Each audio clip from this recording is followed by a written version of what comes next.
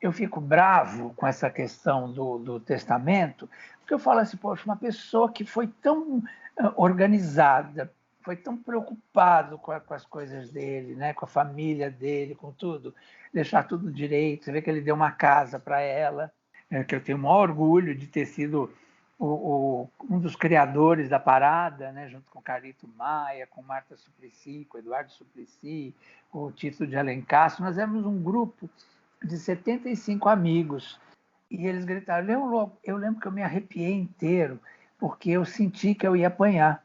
Como você viu, a entrevista de hoje com o Leão Lobo está imperdível. E se você gosta desse tipo de entrevista, já deixa o seu like, se inscreve, compartilhe o nosso vídeo e também acione o nosso sininho para receber as notificações. Vamos rapidinho para a entrevista.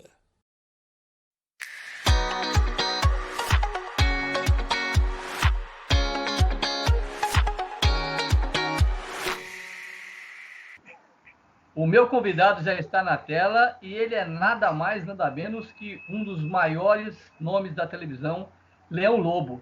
Leão Nossa. Lobo, que é, para mim, você é um dos maiores nomes da televisão, Leão, porque você é meu amigo. Querido. Leão, você está bem, Leão? Muito obrigado por você participar do nosso canal.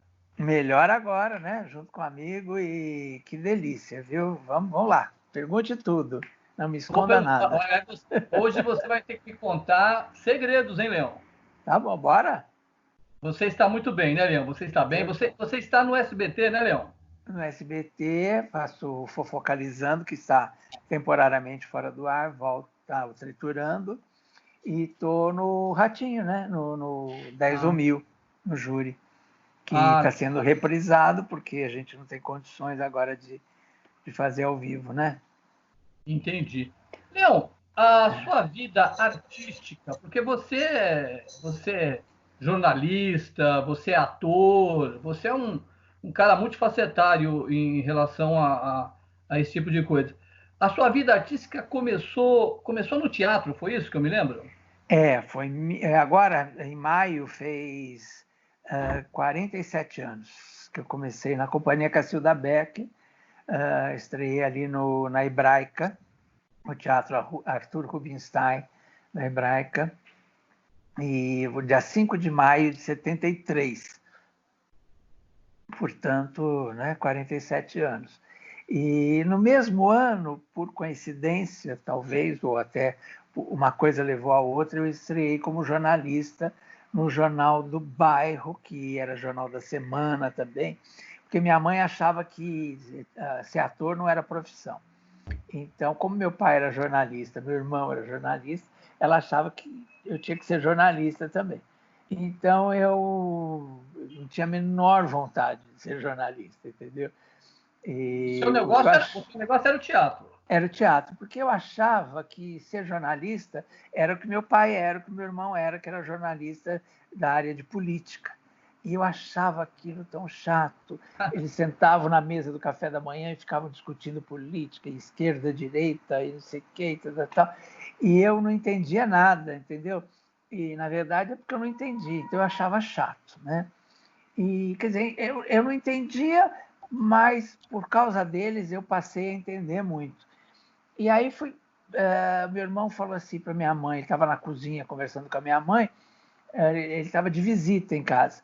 E aí ele falou assim, a minha mãe, estou tão preocupada com o seu irmão, porque ele precisa arrumar um trabalho, porque ele está só no teatro e tal. E aí ele Você falou, tinha quantos anos, Leão? Eu acho que eu tinha uns 17. Aí ele falou assim, eu já dava aula particular, essas coisas, mas não tinha um trabalho mesmo, né, como ela fala. Então aí ele falou assim, olha, ele não entrou na faculdade de comunicações, eu tinha acabado de entrar.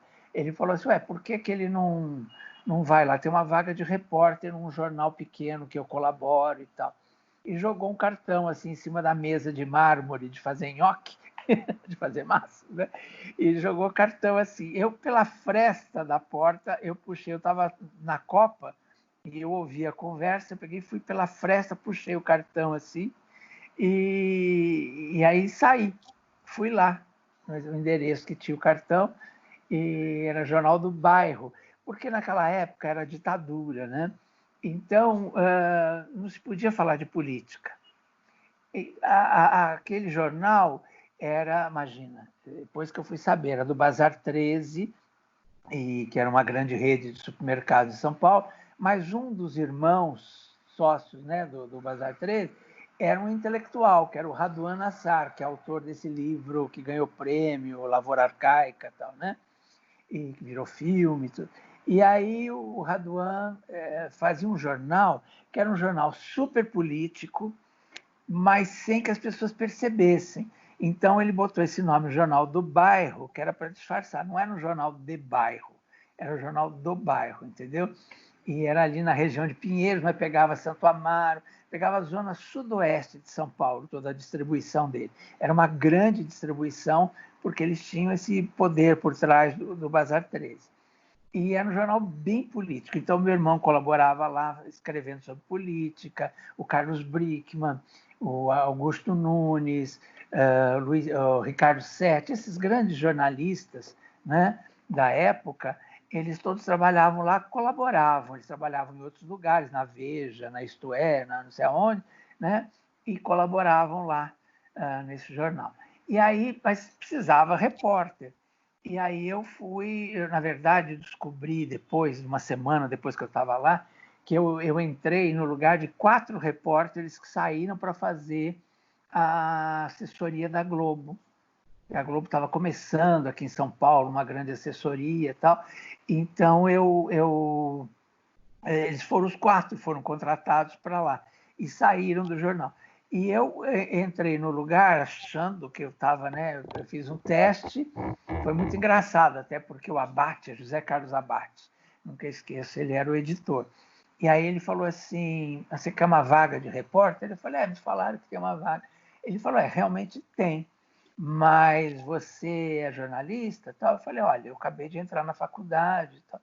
Aí, mas eu vou fazer jornalismo, nem ia, entendeu? Ia fazer teatro. Mas aí eu falei que. Aí ele falou: tá bom, então vai lá e cozinha essa matéria. Aí eu perguntei assim: cozinhar? O senhor pode me explicar o que é isso? Aí ele falou assim: ué, você não é jornalista? Eu digo: não, mas eu não sei o que é isso. Aí ele falou: bom, é o seguinte, essa matéria tem 80 linhas, mas eu só tenho espaço para 20. Então eu quero que você resuma conservando o que é importante na matéria em 20 linhas. Ah, entendi. Isso que é cozinhar. Sentei e botei um dedinho assim no teclado e comecei a. Aí um rapaz lá, que tinha um vozeirão lá no fundo, que depois virou meu grande amigo, ele falou, Ernesto, ele virou e falou assim: jura que você vai ficar com essa mão em cima do joelho e só esse dedinho no teclado? Eu fiz assim, levantei a outra mão e comecei. Até hoje eu escrevo assim, né? No computador e tudo. E aí escrevi a matéria e entreguei. Aí ele falou assim: ué, mas você não disse que não sabia o que era cozinhar? Eu digo: mas o senhor me explicou. Aí ele falou assim: tá, excelente. Pode começar segunda-feira? Eu dei um susto, né? Que eu achava que não ia dar certo, entendeu? Sim. E aí eu comecei na segunda-feira e lá foi uma escola maravilhosa, porque o Raduan era o editor e ele, imagina, ele é um escritor maravilhoso. Então o Raduan, ele bordava o jornal. E a TV, Leão? Quando é que a TV entrou na sua vida? Porque aí você vem fazendo teatro, Isso, você, teatro, você teatro, passou para o jornal, teatro. e no jornal você já melhorou, você já foi para outro jornal, né? Fiquei 4 anos e meio nesse jornal. Eu só saí quando eles foram abrir um jornal em Brasília e iam fechar aqui. E eu ia ser já editor lá. Mas aí, era a época da ditadura, eu vi aquelas fotos de Brasília, aquela Dulce Figueiredo, aquela mulher horrorosa, né, com aquelas unhas enormes assim, e aí eu falava assim, aquele monte de militar, aí eu falava assim, meu Deus, o que eu vou fazer nessa cidade? Eles queriam que eu fosse morar, me davam uma casa lá, só que eu ia ter que dividir com o diagramador. E eu ia ser editor, já ia ganhar muito mais e tal. Mas aí eu fiquei pensando, vou morar lá, o teatro vai do Rio ou de São Paulo para lá, eles não têm teatro. Eu vou morar com esse bando de militares, falava assim, lá não tem calçada, né? Lá não tem esquina. Eu disse assim, que lugar estranho, né? Depois eu fui conhecer Brasília, hoje eu amo Brasília, acho linda a Ali. cidade e tudo. Mas na época eu fiquei muito mal impressionado. Aí eu falei, não, não vou. Na última hora, quando eles já iam fechar o jornal, fechar a última edição, eu cheguei para a direção e falei, olha, desculpe, mas eu não vou. E fui tirar minhas coisas da gaveta, comecei a chorar, porque eu já estava 4 anos e meio lá. Sabe, você já tem faca na gaveta, já tem garfo, já tem colher, né? Aí eu comecei a pegar minhas coisas, comecei a chorar. Aí tinha um colega que também estava pegando as coisas dele, o Pedro Outram, que era sobrinho do Paulo Outram. Olha. E aí ele falou assim para mim, era um querido amigo também. Aí ele falou assim, Leão, e você vai ficar sem trabalho? Eu falei, não sei, eu preciso ver em outro lugar. Ele falou, por que você não vai lá no Jornal da Tarde, onde eu trabalho? Porque lá estão precisando também na área de variedades, que eu já insinuava que eu queria ir para variedades, entendeu? E eles percebiam ali. Então ele falou, justamente na área de variedades, que eu sei que você gosta. Aí procura o Sandro Vaia. Aí eu falei, mas lá eu não posso, porque meu irmão trabalha lá, diz que não pode ter parente. Ele falou, quem te falou isso? Eu falei, meu irmão. Ele falou assim, seu irmão que acho que não quer que você vá para lá, porque não tem isso. Até Contínuo lá tem irmão que trabalha lá no Estadão e tal. Aí eu falei, é? Deixa comigo. Fui lá, quando cheguei lá teve que fazer um teste também. Fiz um teste, uma redação. Nunca esqueço, até eu escrevi sobre a campanha da Kombi, lembra que tinha a campanha da Kombi, né? Aí fiz a redação, fui aprovado. Aí eles falaram assim, era dia 28 de dezembro. Eu lembro que eles falaram, o Edson, que era o marido da Irene Ravache, é o marido da Irene Ravache, meu amigo, foi meu chefe anos lá, disse assim para mim, você pode começar dia 5? Tá bom, não, a gente te liga. Aí no dia 5, um pouco antes do dia 5, eles me ligaram, no dia 1º, assim, eles já me ligaram, dizendo se eu podia começar no dia 5, que era uma segunda-feira. Comecei, fiquei 13 anos lá. E aí, foi muito engraçado, porque aí que eu fui para o rádio, porque começaram a me chamar das rádios. Antes da TV ainda. Rádio. Antes da TV. Aí a Rádio Gazeta me chamou para o Marcos Baby Durães, lembra dele? Da Rádio Marcos Globo, Baby, né? Baby Durães. Ele estava na Gazeta, ele fazia um programa chamado Rola Gazeta. Antes o Darcio Campos me chamou, eu fiz fofocas lá no programa dele por um tempinho. Trabalhei com o Darcio Campos, não. O Chante, lembra? Trabalhei com o Chante na Rádio Record. Geração Chante. Então, aí quando ele estava na Gazeta, ele me levou lá. Aí eles gostaram de mim. Aí o Marcos Baby Durães me chamou para fazer o Rola Gazeta, que era um programa novo para dar dicas de passeio, assim, de teatro, de cinema, essas coisas. E eu comecei a fazer. E lá, quem fazia o comentário político eram dois. Era o Rodolfo Konder, que tinha sido meu professor na FAAP, e o Carlos Brickman. Aí um dia, quando acabou o programa, quando acabou minha participação, o Carlos Brickman eu fazia por telefone de casa. Aí o Carlos Brickman pegou o telefone e falou assim, preciso falar com você. Ele já me conhecia lá do Jornal da Semana e do Jornal da Tarde, por causa do meu irmão, que eu ainda não trabalhava no Jornal da Tarde, por causa do meu irmão, e que ele era amigo do meu irmão, trabalhou com meu irmão e tal. E aí ele falou assim, eu sei que você gosta muito de variedades, eu estou precisando de um crítico de televisão e um colunista de televisão. Aí eu disse assim, que legal. Ele falou, eu vou assumir a Folha da Tarde amanhã.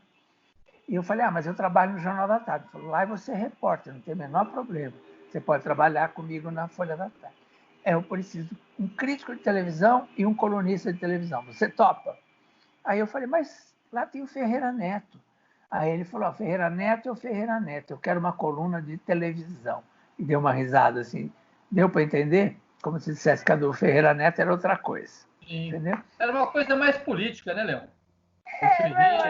Era muito política e, ao mesmo tempo, era uma coisa mais, entendeu? Assim, e é isso que ele deu a entender. Aí eu falei, tá bom, eu topo. No dia seguinte, eu mandei uma coluna e uma crítica, falando da novela, o fim da novela Gata Comeu, com a Cristiane Torlone e tal, que já tinha sido na Tupi, a Barba Azul, com a Eva Vilma e tal. E eu conhecia tudo, eu era apaixonado por novela. Eu fiz a crítica. Da Ivani Ribeiro, né? Ivani Ribeiro. E mandei a crítica e mandei uma coluna já falando da estreia da nova novela, que era aquela com Tony Ramos, que era uma fábrica de vidros, de bichinhos de vidro, não é? Era Carla Camurati e Tony Ramos. E esqueci o nome agora. Bom, aí no dia seguinte, cedinho, o Carlos Brickman me liga e fala assim: garoto, você é um sucesso. Eu falei: como assim? Ele falou: não, porque o Ferreira Neto já veio aqui pedir sua cabeça.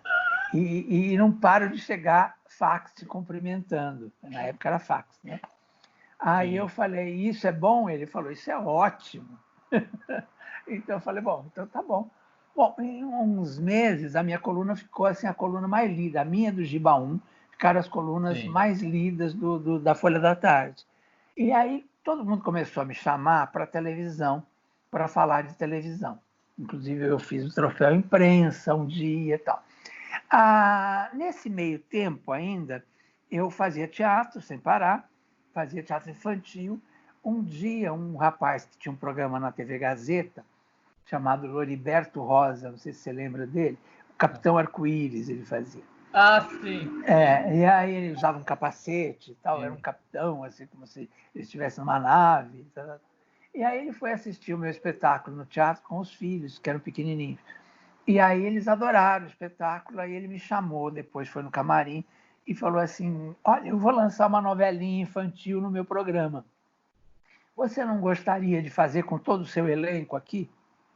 Eu percebi que você é o cabeça do elenco. Eu falei: não, eu sou produtor, né? E aí ele falou: então, você não iria com todo esse elenco para lá e tal? Eu posso pagar pouco, mas e não sei o quê. Vamos embora. Fomos para lá. Começamos a fazer, imagina só, naquela época nem se pensava nesse negócio de arco-íris, gay, nada disso, e nem de ecologia, de verde, nada.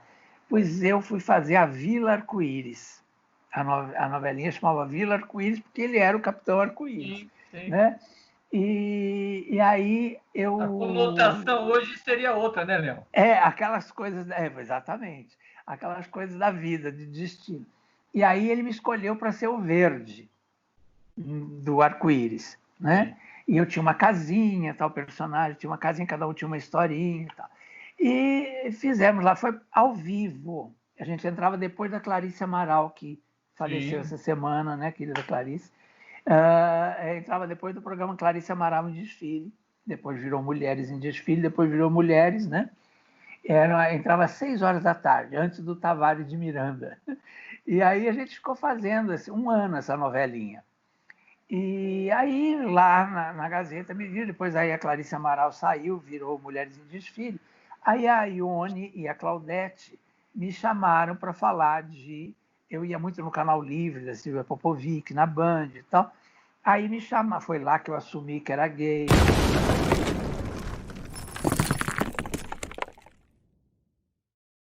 Em 84, eu fui o primeiro homossexual a assumir na televisão, sem querer, não foi de propósito. Foi num programa no Canal Livre da Silvia Popovic. O tema era colunismo. E aí a Silvia perguntou, logo que eu cheguei atrasado e sentei assim correndo, já estava toda a banca formada, era um programa, tinha uma mesa enorme, cheia de convidados.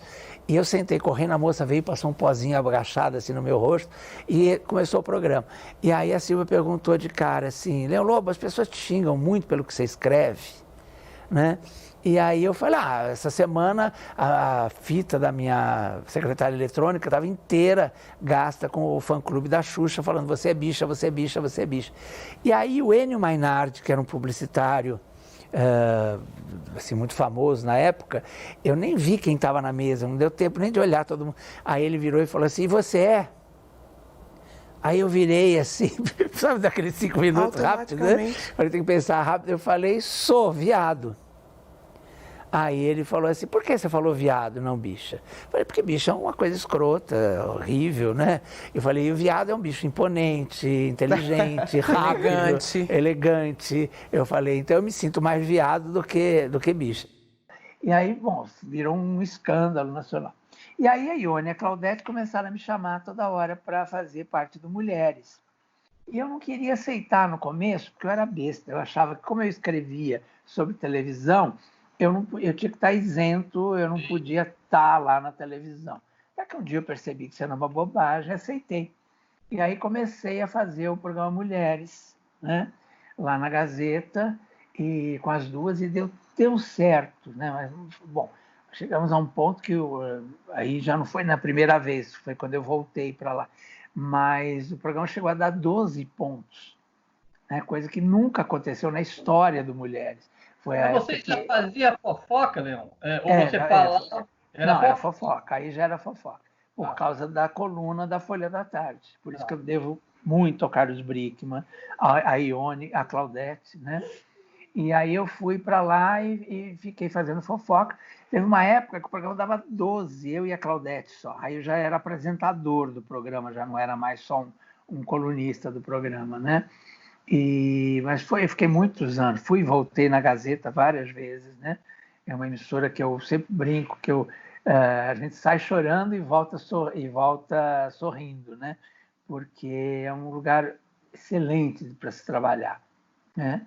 Os salários não são uma maravilha, por isso que a gente sai às vezes, porque tem convite de outras para ganhar mais, mas a gente volta sempre morrendo de alegria, porque é muito bom trabalhar lá. Sempre foi. O Tico, aquele pessoal Marinês, Sérgio Felipe, adoro eles. E aí foi isso, né? Fiquei esse tempo todo lá no Mulheres e tal. Foi aí que comecei em televisão. Na verdade, essa novelinha foi em 77, né? Fiquei um ano depois, eu continuei lá com o Capitão Arco-Íris, mas aí fazendo produção com ele, ensinando as crianças, porque aí ele fez um programa só com crianças, nem ele aparecia mais. E aí eram só crianças no programa, era o Planeta Arco-Íris, alguma coisa assim. E aí eu ensinava, quer dizer, preparava as crianças para falarem horóscopo, para lerem as notícias e tal, tal, tal. Foi aí que conheci Tirani, e através de Tirani, que lançou todo mundo, né? Lançou Gugu, Polegar, Patotinha, Adriane Galisteu, Eliana, Angélica. Através dela conheci o Gugu, fiquei muito amigo do Gugu. Ele tinha 16 anos, eu estava com 20 aí, né? Ficamos muito amigos, nos acompanhamos durante um bom tempo, né? E depois, claro, que os destinos, né, as carreiras da gente levaram a gente para outros lugares, mas sempre fomos muito amigos, né? E você nunca, que eu me lembre, você nunca fez nenhuma declaração da homossexualidade dele, né? Foi um pedido dele, Gugu, porque você era muito amigo dele, né? O Ô, Gugu era uma Leão. pessoa extremamente discreta e extremamente preocupado com a família dele, com o pai, com a mãe. Ele tinha um carinho, uma devoção a esse pai, a essa mãe, né? E uma vez eu lembro que eu fiz uma pequena brincadeira, mas não era uma coisa leve assim e tal. E aí ele me pediu que não fizesse mais por causa dos sobrinhos dele, que ele tinha o maior carinho pelos sobrinhos, era como se fossem, tanto é que ele deixou 25% da herança dele para esses sobrinhos, que ele tinha como filhos, até ele ter os filhos bem depois, eram como se fossem filhos dele, os filhos da Aparecida e os filhos do irmão dele, né? Então ele tinha um carinho, ele falou, olha, eles estão numa idade, eles estão adolescentes, eles estão numa idade difícil, na escola é muito complicado, então, por favor, qualquer coisa que, né, lembre isso, não fale porque é chato. Tal. Mas a gente tinha muita liberdade, os dois, um com o outro, éramos muito amigos, muitas confidências, muitas coisas que a gente dividiu e tal, mas ele era elegantérrimo nessa coisa, discretíssimo. Ele sempre me dizia, lá pelos 40 anos eu vou casar, ter filhos e tal. Não foi exatamente isso, né? Ele fez um acordo com a moça, né? Teve os filhos, as crianças foram feitas com inseminação artificial, essa coisa toda. Eles nunca tiveram um relacionamento, eles eram amigos, ela era amiga dele já lá, também lá atrás, no tempo que ele começou no SBT, ela era secretária de palco, ele ajudou essa moça, o sonho dela era ser médica, ele ajudou ela a estudar, a família dela, tudo, né? Aí ela se formou, e aí eles fizeram um acordo, tanto é que tem um acordo assinado, né? E foi isso que aconteceu, né?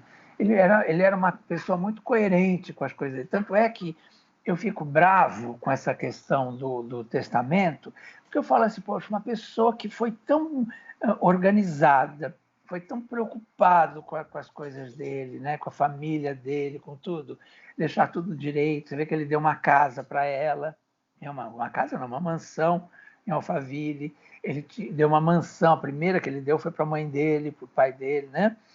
Ele tinha uma outra mansão onde ele morava, que era na Aldeia da Serra. Quer dizer, ele fez tudo tão direito e aí deixou o testamento tão bem estabelecido. E por que deixou para Aparecida ser a tutora, né? Esqueci o nome da palavra, agora tem uma palavra que fala. A inventariante, né? Porque ele confiava demais na Aparecida. Era a grande amiga dele, a irmã dele, né? Então ele deixou para Aparecida porque ele confia nela, né? Então aí eu acho engraçado, aí de repente vem um advogado e fala, não sei o quê, tinha que ter deixado para ela porque é mulher, porque não sei o quê. Eu sou hiperfeminista, brigo pelas mulheres, pela não violência contra as mulheres, pelos direitos das mulheres. Agora, o que é certo. Ele não deixou para ela, ele deixou para os sobrinhos, para os filhos, 75% e 25% para os filhos. E a irmã como inventariante. Quer dizer, eu acho. Então, por que você faz um testamento se não é para ser respeitado? E pelo que você está falando, você foi um cara muito correto. Muito correto. Não, tanto é que ele deu essa mansão para ela morava, tinha usufruto, porque os filhos, evidentemente, não iam abandoná-la. Ela morava lá em Miami, lá em Orlando, nessa casa, nessa outra mansão, com todos os privilégios, né? Ele tinha parece que ele determinou uma quantia para ela por mês, né? Para você ver que é uma coisa de acordo mesmo, né? E ainda conseguiu o green card para ela poder trabalhar. Ela é médica, né? Ela tem uma profissão. Então, ele conseguiu o green card para ela trabalhar lá nos Estados Unidos, né? Agora, evidente que ele favoreceu mais os filhos e os sobrinhos, porque esses sobrinhos também, que ele tinha como filhos, trabalharam com ele a vida inteira. Eram braços direito, esquerdo, tudo dele, né? E assim como a Aparecida, assim como o irmão, assim como o cunhado, o Toninho, né?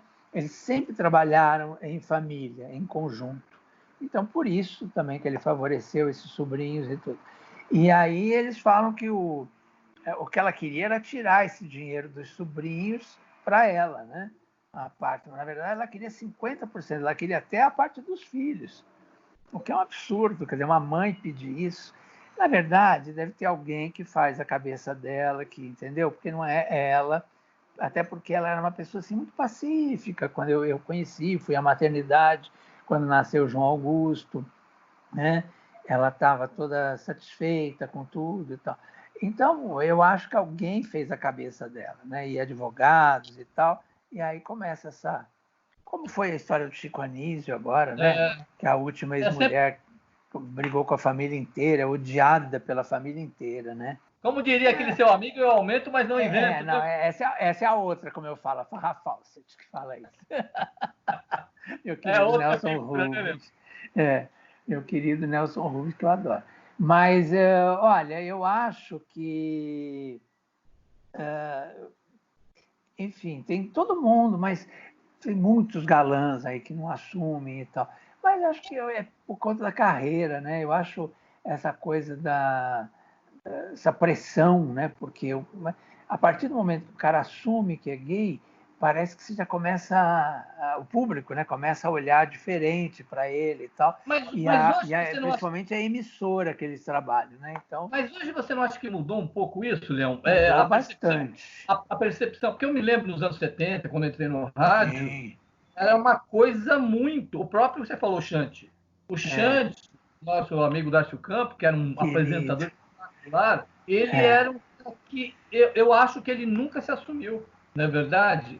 Porque ele é o que eu me lembro, não. Ele tinha aquela coisa do galã. Eu lembro do Rock Hudson. Quando o Rock Hudson morreu e falaram, eu era garoto, e falaram que ele era homossexual, eu falei, meu Deus, olha o pensamento de criança. Não é possível, aquele cara, aquele ele pegava todas as moças nos filmes, mas, mas eu acho que hoje mudou um pouco, né? Do público, pelo menos, né, Léo? Não, mudou graças à parada, a tudo, aos movimentos todos, né? Que eu tenho o maior orgulho de ter sido um dos criadores da parada, né? Junto com Carlito Maia, com Marta Suplicy, com Eduardo Suplicy, com o Tito de Alencar. Nós éramos um grupo de 75 amigos que, na época, a gente se reunia aqui no café do Eldorado, ali na São Luís, Avenida São Luís, em frente à Biblioteca Municipal. E ficava aberto, o bar do hotel ficava aberto a noite inteira. E tinha um café da manhã famoso. E a gente ia para lá, saía das festas, saía do teatro, saía das coisas, ia para lá e se juntava, fomos ficando amigos. Nós éramos 75 amigos. Eles se revezavam. Tinha uma noite que encontrava alguns, outra noite encontravam outros, mas éramos todos amigos. E aí a gente começava a comentar muito. Nossa, teve um amigo meu que é travesti, que foi espancado ali pela polícia e tal, que era o Riquete, lembra? Na época do Maluf e tal. E a gente ficava horrorizado e tal. Aí falou assim, meu amigo morreu, e aí a família veio do interior e jogou o namorado dele na rua, tomou o carro, tomou o telefone, tomou tudo. E a gente ficava com horror disso. Aí a gente falou assim, precisa fazer alguma coisa. A gente precisa fazer alguma coisa. Aí ele falou assim, tem uma parada lá nos Estados Unidos, que é um sucesso e tal. Aí ele falou assim, mas é diferente, né? O Brasil é diferente, nós somos, é outro jeito. E aí, então vamos criar uma parada com o nosso jeito, né? E aí saímos aqui na Praça Roosevelt, a primeira, que não conta, eles não falam dessa primeira, né? O pessoal da parada depois, os novos diretores, mas porque eram 75 pessoas. Eu lembro que tinham 200 PMs tomando conta da gente, e a gente com os paninhos, assim, com as madeirinhas, assim, segurando as faixas, né? E éramos 75, aqui só em volta da Praça Roosevelt. No ano seguinte, já foi a segunda parada, que eles consideram a primeira, com 1 milhão de pessoas na Avenida Paulista. Então, por isso que eles consideram essa a primeira. Mas se não tivesse essa aqui, os 75, vigiados por 200 PMs, não teria depois a de 1 milhão, porque ali que nasceu a ideia, essa foi a semente, né? E eu tenho um orgulho de ter participado desse movimento e eu acho que mudou tanto. Sabe que outro dia, já faz alguns anos, eu estava aqui na porta da minha casa, aqui em frente, tem um posto de gasolina. Eu estava ali parado, de repente passou um jipe, nesses jipes modernos e tal, cheio de garotos e garotas. E eles gritaram, Leão Lobo. Eu lembro que eu me arrepiei inteiro, porque eu senti que eu ia apanhar, que eu ia levar muita porrada, entendeu? E de repente eles desceram correndo e vieram para mim, eu fiquei assim, sabe quando você fica coado? Aí eles falaram assim, Leão Lobo, a gente é seu fã, não sei o quê. Diz onde tem uma balada LGBT para a gente ir, porque o som das baladas LGBT... Não é, eles eram héteros todos, as meninas, meninos. Que legal, né? Entendeu? E aí eu sentei na calçada ali e comecei a chorar, porque eu percebi, eu falei, meu Deus, há 10 anos atrás eu estava sendo espancado, né?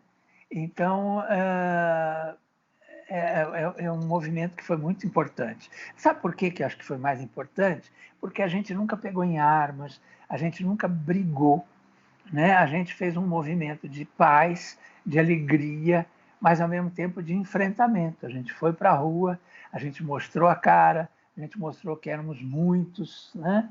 E isso fez toda a diferença, né? Eu acho que foi fundamental. Por isso que eu gosto muito, quando a gente fala da parada, eu falo assim, a parada do orgulho LGBTQI+, né? Porque essa palavra orgulho é muito importante na questão. Né? Normalmente a mídia queria tirar, falar a parada gay. Não, mas é a parada do orgulho LGBTQI+.